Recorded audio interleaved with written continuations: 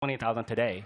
But if you take a 5-year, 10-year horizon, things look very different. So there are volatilities in investments. We need to educate investors to learn to manage risk. What is different then, do you think, about this crypto winter compared to the others that you've just mentioned? It's a little bit different. So in 2015, the crash, 2014, 2015, the crash, it was just a Bitcoin industry. 2018, 2019, 2017 was the ICO year. So everybody's doing ICOs. So the Ethereum, ERC20 tokens, any project can issue a token, raise money on the blockchain. What I call global fundraising through the blockchain. That also went through a winter, but it's still very hot in 2021.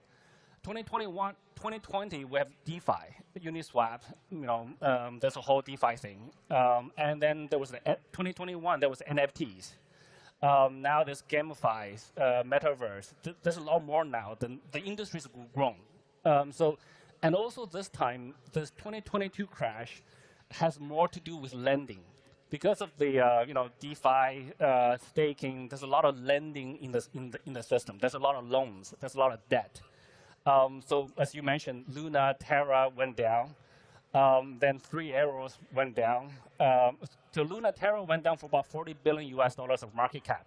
Very easily check how much user assets we hold and what we have done in the last 5 years. So everybody should make that decision for themselves. But more philosophically then, yeah. Do you feel amongst your user base, amongst society, that people have lost trust in crypto?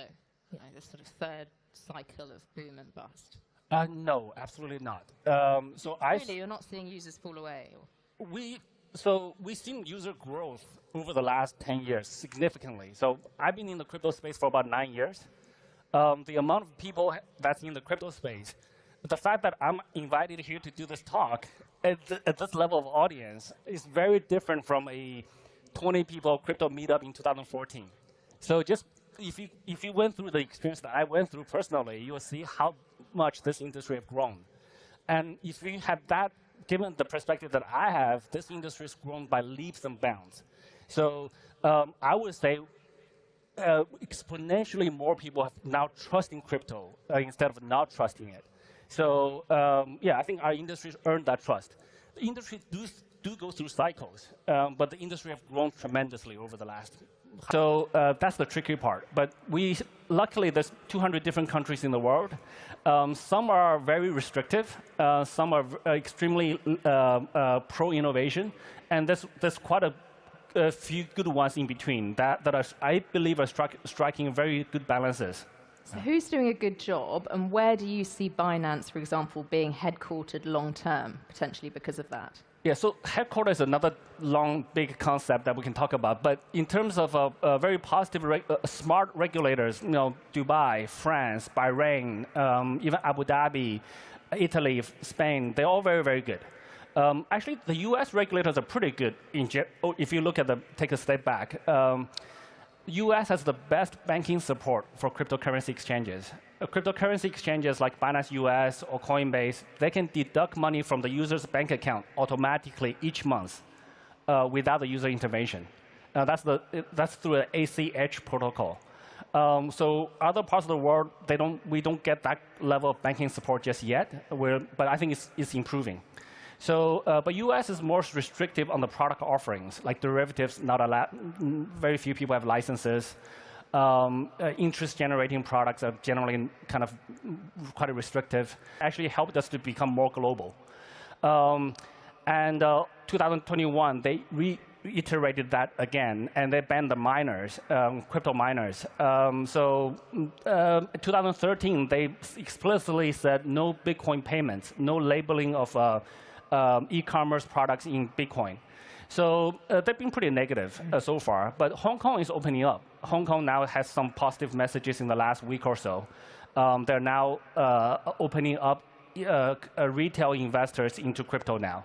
So things change over time. We're hoping that China will become more positive. But in the current state of Chinese regulations, they will lose the crypto industry.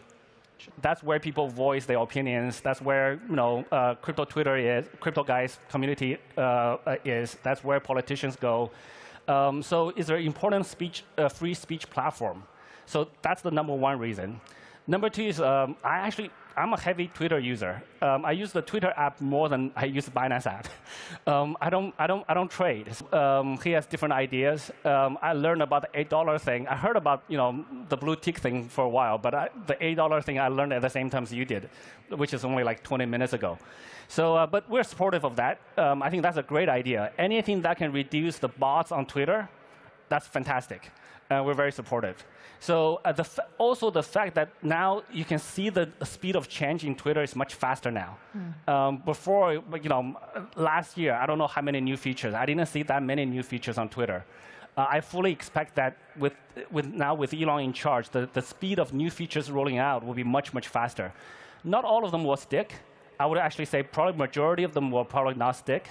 But that's how you figure out the rest of the 10% of the features that will stick. So by just trying a lot of new features. But in large deals, there's so many different little things that could go one way or another, negotiations, change of minds, stuff like that. Very, very normal. When we invest in a deal, we're very comfortable if the deal goes through. We're very comfortable if the deal doesn't go through. We're OK both ways. We always want to get to a point where we're in that position. Yeah. Do you expect to see a return on your investment? And if so, how quickly? We're very long-term investors. So we anticipate to be involved in the next 10, 50, 100 years.